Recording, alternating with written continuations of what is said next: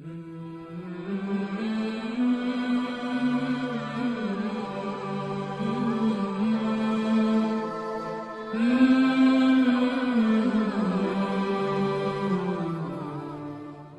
آل عمران۔ اعوذ باللہ من الشیطان الرجیم، بسم اللہ الرحمن الرحیم۔ لن تنالوا البر حتى تنفقوا مما تحبون۔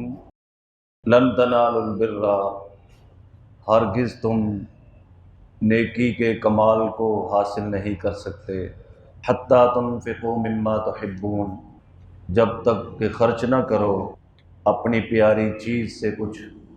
وما تنفقوا من شیء، اور جو چیز بھی تم خرچ کرو گے، فإن اللہ بہ علیم، تو بے شک اللہ تعالیٰ کو معلوم ہے، اللہ تعالیٰ کے علم میں ہے۔ الحمدللہ آج چوتھا سپارہ شروع ہوا ہے۔ اللہ تعالیٰ ہم سب پر خیر اور عافیت والا معاملہ فرمائے۔ تیسرے پارے کے اخیر میں ہم نے پڑھا تھا، اللہ تعالیٰ کو نہ ماننے والے قیامت کے دن اگر زمین بھر کے سونا خرچ کریں، فدیہ دیں کہ جہنم سے خلاصی ہو جائے، جان چھوٹ جائے، تو یہ بھی ان سے قبول نہیں کیا جائے گا۔ اس آیت کے اندر فرمایا کہ اور اہل ایمان جو ہیں وہ تھوڑا سا بھی خرچ کریں گے تو اللہ تعالیٰ اس کا ثواب بڑھا چڑھا کر عطا فرمائیں گے، لیکن خرچ کرنے میں یہ ہو کہ ردی مال خرچ نہ کرے۔ ولا تیمموا الخبیث منہ، کہ تم خبیث چیزوں کا قصد نہ کرو۔ ولستم بآخذہ الا ان تغمضوا فیہ، یہی ردی چیزیں اگر تمہیں دی جائیں تو تم ان کو لینے والے نہیں ہو۔ تو جو مال اللہ کو دیتے ہو وہ بھی اعلیٰ درجے کا ہونا چاہیے۔ ہم بظاہر صدقہ ہے، خیرات ہے، بظاہر ہم دیتے ہیں ایک فقیر آدمی، فقیر کے ہاتھ میں پکڑاتے ہیں، لیکن اس کی حقیقت کیا ہے کہ یہ اللہ کے ہاتھ میں پہلے جاتا ہے، فقیر کے ہاتھ میں بعد میں جاتا ہے۔ یہ جو جتنے بھی ہم صدقہ، خیرات، زکوٰۃ دیتے ہیں، پہلے کس کے ہاتھ میں جاتا ہے؟ اللہ کے ہاتھ میں جاتا ہے، فقیر کے ہاتھ میں بعد میں جاتا ہے۔ اللہ تعالیٰ فرماتے ہیں من ذا الذی یقرض اللہ قرضا حسنا، کون ہے جو اللہ کو قرض حسنا دے؟ یعنی اللہ کے راستے میں خرچ کرنے سے گویا انسان اللہ کو قرض دیتا ہے، اللہ دیا ہوا اللہ ہی کا ہے، اور قیامت کے دن اللہ پاک اس کا بڑھا چڑھا کر ثواب عطا فرمائے۔ تو فرمایا کہ لن تنالوا البر، ہرگز تم نیکی کے کمال درجے کو نہیں پہنچ سکتے، حتی تنفقوا مما تحبون، یہاں تک کہ تم اپنی محبوب چیز میں سے خرچ نہ کرو۔ نبی کریم صلی اللہ علیہ وسلم نے ارشاد فرمایا اخلص دینک یکفیک قلیل من العمل، اپنے دین میں اخلاص پیدا کرو تو تمہارے لیے تھوڑا عمل بھی کافی ہو جائے گا۔ اپنے دین سے کھوٹ کو، نفاق کو ہٹا دو تو تھوڑا عمل بھی کرو گے تو تمہارے لیے کافی ہو جائے گا۔ جب یہ آیت نازل ہوئی تو حضرت طلحہ رضی اللہ تعالی، ابو طلحہ حضور کے پاس آئے، کہنے لگے یا رسول اللہ صلی اللہ علیہ وسلم، میرا باغ ہے بیرحا اور وہ مجھے سب سے زیادہ پسند ہے، تو میں اپنے اس باغ کو اللہ کی راہ میں دینا چاہتا ہوں، آپ جہاں چاہیں اسے خرچ کر دیں۔ تو نبی کریم صلی اللہ علیہ وسلم نے ارشاد فرمایا کہ اسے اپنے غریب رشتہ داروں میں تقسیم کر دو۔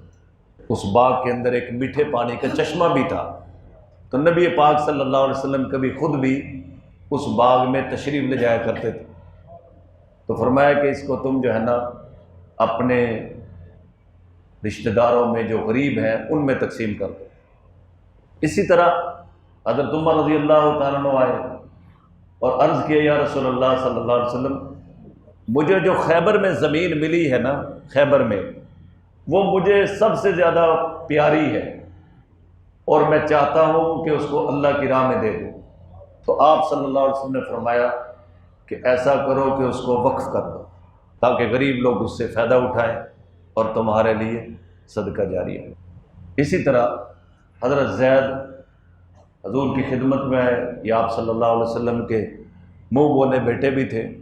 کہنے لگے یا رسول اللہ صلی اللہ علیہ وسلم، میرا ایک گھوڑا ہے جو مجھے بڑا پسند ہے، مجھے بڑا محبوب ہے، میں چاہتا ہوں کہ میں اسے اللہ کے راستے میں دے دوں۔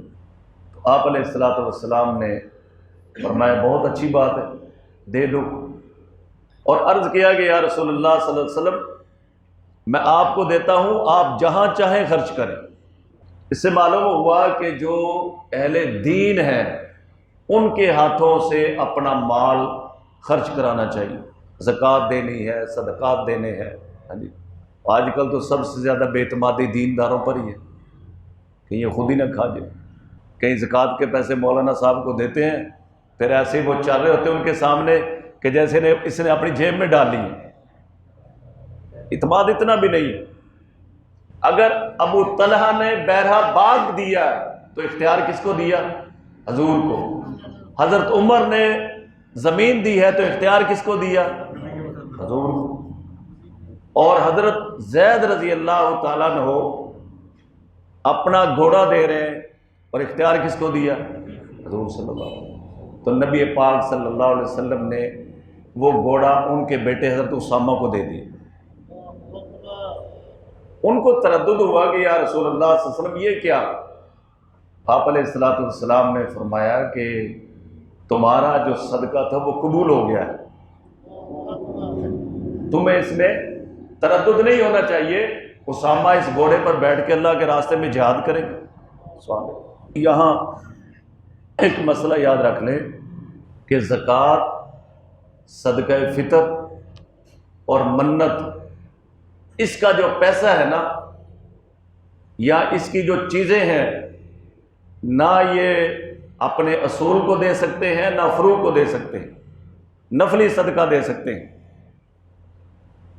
زکوٰۃ کا مال انسان جن سے پیدا ہوا نا ان کو نہیں دے سکتا، ماں کو، باپ کو، دادا کو، دادی کو، پردادا کو، جو بھی نیچے، اور جو اس سے پیدا ہوئے ہیں ان کو بھی نہیں دے سکتا، بیٹے کو، بیٹی کو، نواسے کو، نواسی کو، پوتے کو، پوتی کو۔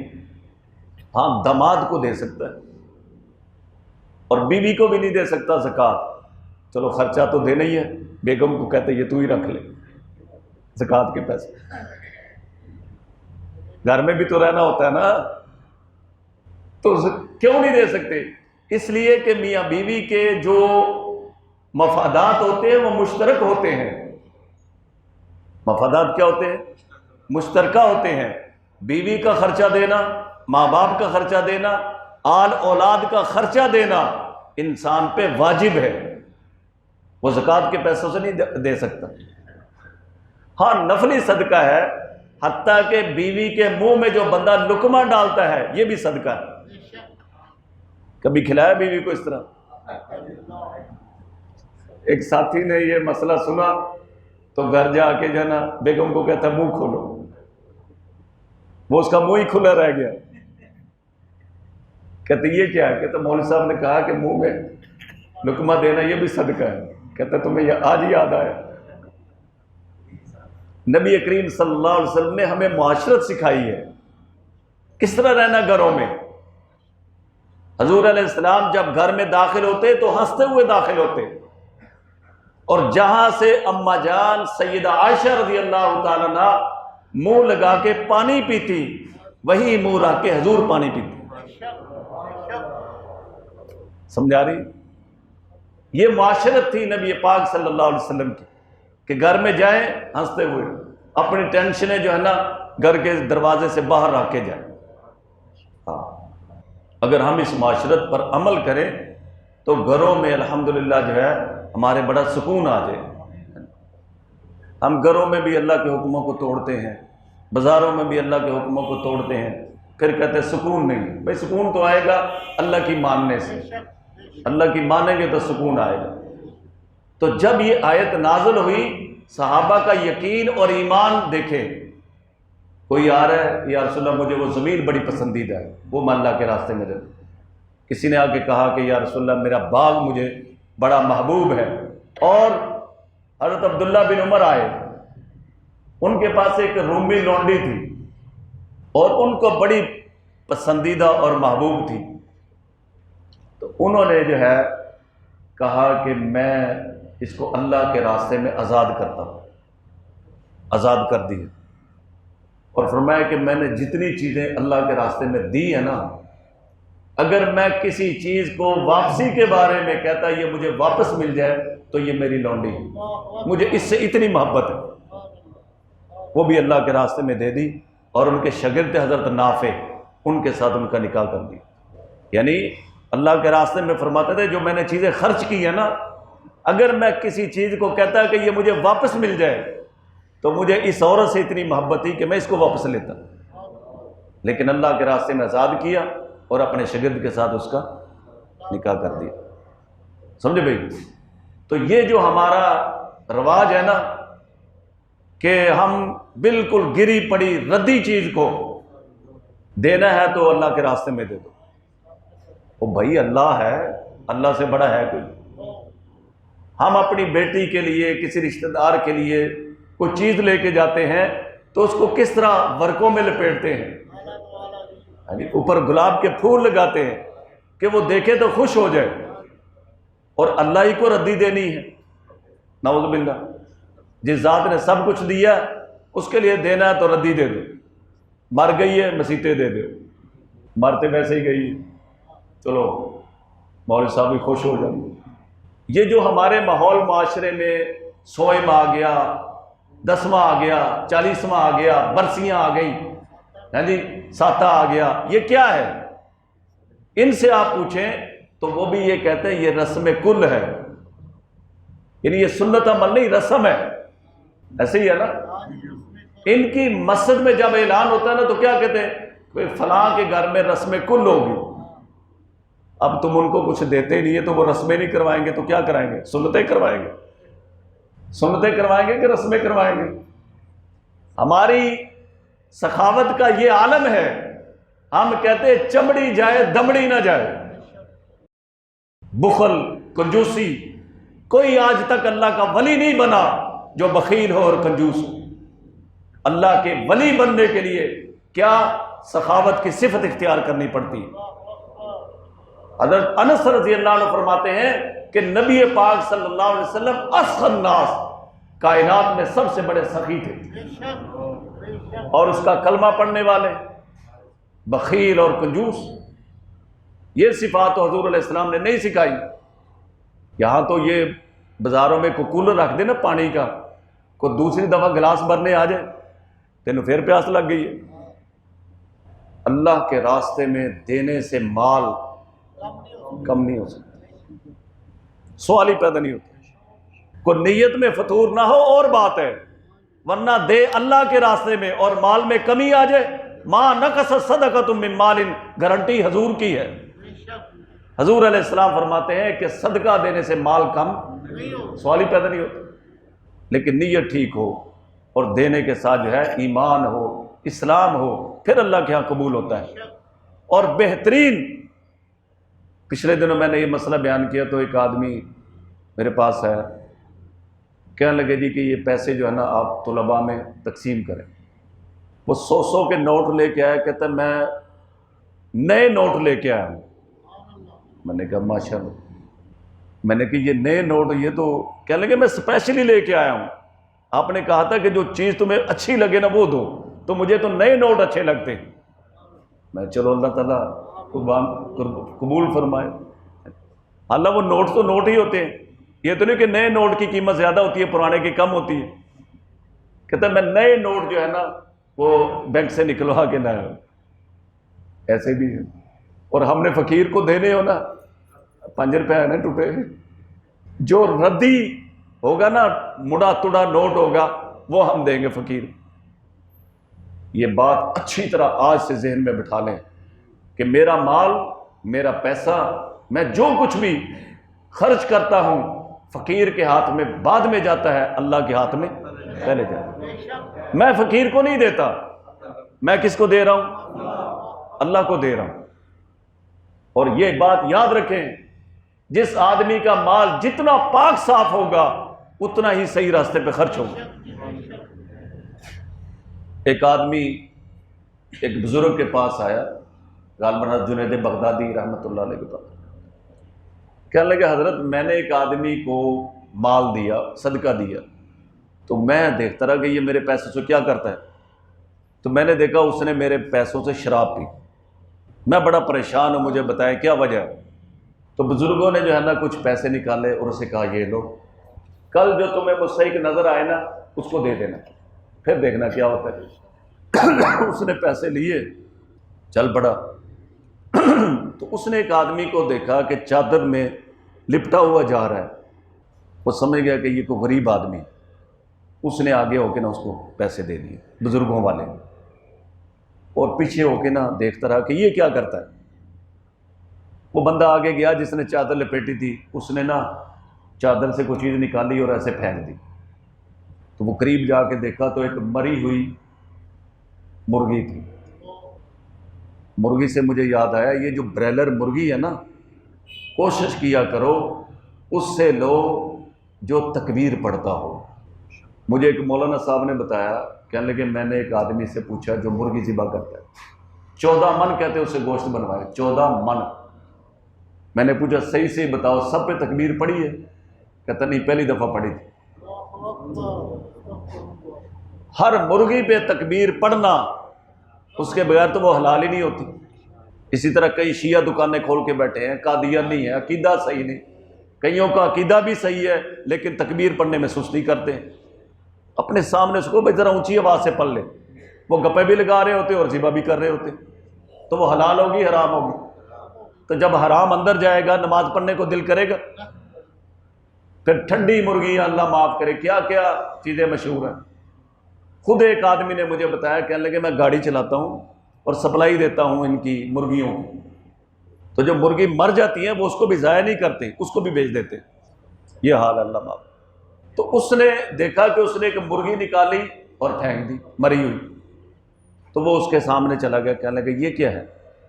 اس نے کہا بھئی اللہ آپ کا بھلا کرے، آپ نے مجھے میری ضرورت پوری کی ہے۔ تو ایک یہ بھی یاد رکھیں کہ بکرے کی سری دینا غریب کو، یا مرغا دینا، یا کھرک پڑا ہوا بکرا دینا، یہ جو ہم مدرسوں میں بکرے دیتے ہیں نا، یہ اسپیشل یہاں لوہاری میں وہ آتے ہیں، باٹی میں دربار کے سامنے، پتہ نہیں وہ کہاں سے تلاش کر کے لاتے ہیں، جس کو کھرک پڑی ہوتی ہے جناب، اتنے اتنے لمبے اس پہ بال ہوتے ہیں، ہاں جی، اور بکرا بس کالا ہونا چاہیے، کالا بکرا، کالا بکرا، تاکہ بلائیں بھی کالی، بکرا بھی کالا، چلو ہماری خلاصی ہو جائے گی۔ وہ کالا بکرا تو علماء کھا جاتے ہیں۔ بھائی ایسا کالا بکرا مجھے بتاؤ، اگر فرض کریں تمہارے رشتہ دار گھر میں آئے ہوں اور کالا بکرا ان کو لا کو بھائی تمہارے لیے پکا رہا ہوں، وہ کیا کہیں گے؟ بھائی خدا کے لیے ہمیں بھوکا ہی رہنے دو۔ اللہ کے مہمانوں کے لیے کالا کھرک پڑا ہوا بکرا، کبھی بیٹی کا خامد آئے، اس کے رشتہ دار آئے، یا کوئی منگنی شادی کا موقع ہو، ان کے سامنے ذبح کرو نا۔ ہمارے مزاج بدل گئے ہیں، اللہ کے لیے دینا ردی بیکار، اور رشتہ داروں کے لیے چمچماتے ہوئے کپڑوں میں لپیٹ کر پھر پیش کرنا ہے۔ اللہ کہ یہ تو اللہ کو اس طرح پیش کرنا چاہیے، اور اس کو بڑی عبادت سمجھتے ہیں۔ بکرا بس کالا ہو، چاہے مرنے کے قریب ہو، کالا بکرا، یہ کچھ بھی نہیں ہے، یہ کالی سری کچھ نہیں ہے، کالا بکرا کچھ نہیں ہے۔ اصل کیا ہے؟ اصل یہ ہے کہ غریب کی ضرورت پوری ہو جائے۔ غریب کے پاس کپڑا نہیں ہے، کھانا ہے، تو اب یہاں پہ افضل کیا ہے؟ اس کو کپڑا دو۔ نبی کریم صلی اللہ علیہ وسلم سے سوالات کیے گئے، یا رسول اللہ افضل عمل کون سا ہے؟ آپ احادیث کی کتابوں میں پڑھیں تو آپ علیہ السلام نے ایک جواب نہیں دیا کہ یہ افضل عمل ہے، کہ سب کو ایک جواب دیا، نہیں، ہر ایک کے لیے علیحدہ علیحدہ جواب دیا۔ تو محدثین فرماتے ہیں کہ سوال ایک ہے، جواب علیحدہ علیحدہ ہے، اس کی وجہ کیا ہے؟ اس کے بارے میں محدثین فرماتے ہیں کہ وجہ یہ تھی کہ اس وقت کے حالات کے مطابق جو افضل تھا نا اس آدمی کو وہ بتایا، اور جب دوسرے کے حالات کے مطابق افضل تھا تو اس کو وہ بتایا، ہر ایک کے لیے ایک جواب نہیں دیا۔ تو کہیں گوشت دینا افضل ہوتا ہے کہیں، اور بہترین چیز کیا ہے؟ آج کے دور میں کیش دے دیا جائے، نقدی دے دی جائے، تاکہ اس کی جو ضرورت ہو وہ اپنی مرضی سے اس کو پورا کر۔ تو بہرحال وہ اس نے دیکھا کہ اس نے مردہ جو مرغی تھی وہ پھینکی، پوچھا یہ کیا ہے؟ کہنے لگے بھائی میرے گھر میں فاقہ تھا، تو میں کوئی ذرائع بھی نہیں تھے کہ فاقہ دور کروں، تو یہ مری ہوئی مرغی مجھے مل گئی، میں نے کہا چلو اب تو ہمارے لیے مردار کھانے کا گناہ نہیں ہے، اس لیے میں نے یہ اٹھا لی۔ یہ بات یاد رکھیں، سور کبھی حلال نہیں ہوتا، مردار کبھی حلال۔ ہم یہ ایک لفظ بولتے ہیں نا کہ اب تو اس کے لیے مردار بھی حلال ہو گیا ہے، مردار حلال نہیں ہوتا، حرام حرام ہی رہتا ہے، لیکن بوقت مجبوری اس کے کھانے سے گناہ نہیں ہوتا۔ یہ ہم یہ جو جملہ بولتے ہیں نا اب اس کے لیے مردار حلال ہو گیا ہے، یہ نہیں ٹھیک، بلکہ اس کے کھانے سے وہ گناہگار نہیں ہوگا جو اس کنڈیشن میں پہنچ چکا ہے کہ فاقے سے مر جائے گا، پھر وہ مردار کھا لے گا تو اس کو گناہ نہیں ہوگا۔ تو بہرحال وہ بزرگوں کے پاس گئے، کہنے لگے حضرت میں نے پیسے دیے تو اس آدمی نے شراب پی، اور آپ نے پیسے دیے تو وہ آدمی مردار کھانے سے بچ گیا، اس کی کیا وجہ ہے؟ فرمایا کوئی وجہ نہیں ہے، صرف اتنی سی بات ہے، جس طرح کے پیسے ہوتے ہیں اسی طرح کے راستوں میں استعمال ہوتے ہیں۔